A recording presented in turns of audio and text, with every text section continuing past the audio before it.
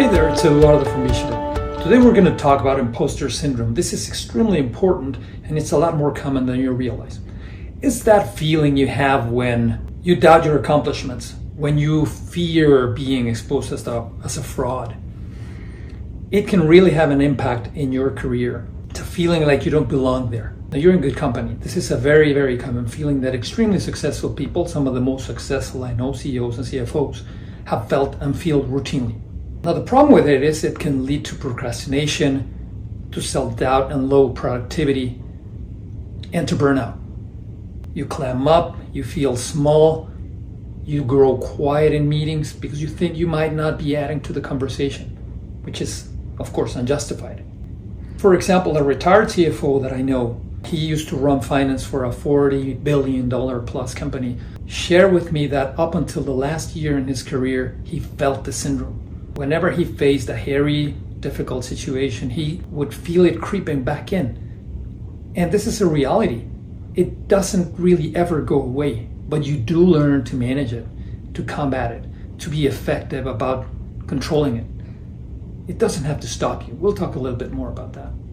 For example, in one of my CFO roles, I was running finance for a division in a pharmaceutical company, almost $20 billion in business.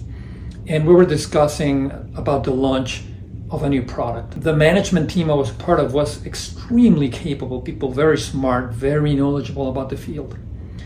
And in that first meeting, I felt very intimidated. I just couldn't bring myself to opine, speak, or ask questions very much. And I was really not comfortable because I just thought that I couldn't add to the discussion. It was, I thought, over my head.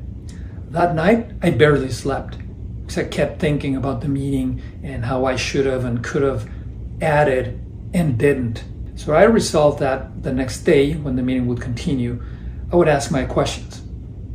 And so I did. We got to the meeting, we started the session, and I said, well, listen, I'm sorry about my stupid question or if it's extremely basic, but there's something that doesn't make sense to me, and it's this.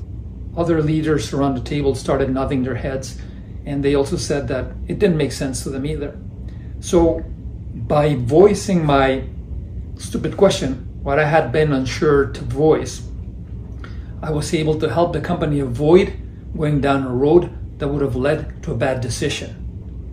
My point to you is always use your voice because you are qualified. And if you overcome that syndrome, that fear, you will be able to add value to your company, to your team, to yourself. Here are some strategies for you to combat imposter syndrome. The first one is identify your negative thoughts and beliefs. Let's say, for example, that you were offered a job and that you presently don't have the skills or the experience to do the job from day one. There are two alternatives for you. One is say, I just can't and fail. And the other one is say, I currently don't have those skills, but I can learn them, I can acquire them, I can master them, and I will be successful. And that opens your mind, it changes your focus, and all of a sudden you're learning whatever you need to be successful in the task, and you will be successful. This is called cognitive restructuring. That allows you to reframe a situation in a way that empowers you. Your mind's going to be open, and you're going to find solutions rather than being stopped by the difficulties. And this is because the focus is all of a sudden on your potential, on your ability to acquire what you need to solve the problem, rather than on the things that stop you from being successful. It helps you build your confidence and overcome imposter syndrome. Another idea is for you to practice mindfulness. Make an inventory. What are your negative beliefs? What are the things that you believe are going to hold you back? And then side by side, reframe them in a way that empowers you. Just as in the example. Oh, I don't have the skills. Say, well, I don't have them, but I can acquire them and I will be successful. So make a list of all of those things that are stopping you and make a list of the things, the same things, but framed in a positive way such that you will be able to address the problem successfully. This is a very powerful exercise. And by the way, if you haven't yet, please remember to like, subscribe, and share with your friends. I publish content, as you know, about every week or so, and there's a lot of topics that I touch upon that hopefully will be helpful for you and for your team to think about your career, to think about different situations that you will be facing in your professional life, whatever it is that you do. And there's a lot of resources there that are going to be useful to you.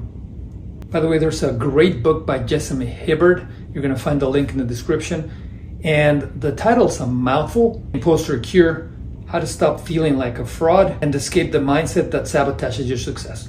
I could have gotten it wrong, but it's a long title. And you're going to find in that book some great strategies to deal with imposter syndrome. So I recommend it. Link in the description. Now, another important thing is always celebrate the small wins. Surround yourself by a group of people who will remind you of your achievements, of the things that you've done. Never forget that failing is part of how you learn. So if you're being held back by some past failure and that makes you feel insecure as to what you can say or ask, remember, because you failed, because you made that mistake, you learned. And because you learned what you did, you got to where you are. So you have a voice. Don't forget to use it. Don't let imposter syndrome hold you back. You're not alone. It's a natural process. If you don't have it, you're, a psychopath. Everybody has that. Take control of your beliefs, of your thoughts, and achieve your goals. Many highly successful people, like I said before, routinely feel it, overcome it, and have accomplished great things. Consider, like I mentioned, surrounding yourself with people who are going to be transparent and who will remind you of your achievements and or validate whether your fear is justified, which I'm sure it's not, but at least you know and you have an external view. Believe in yourself, use your voice. You can add a lot more value than you suspect. Do not forget to like, subscribe, and share. And also check out my playlist on growing your career. You're going to find a lot of resources that are going to be helpful for you to think about your career, to strategize about it, and to help guide your team. And remember, be better, be smart, be sharp. I'll see you soon.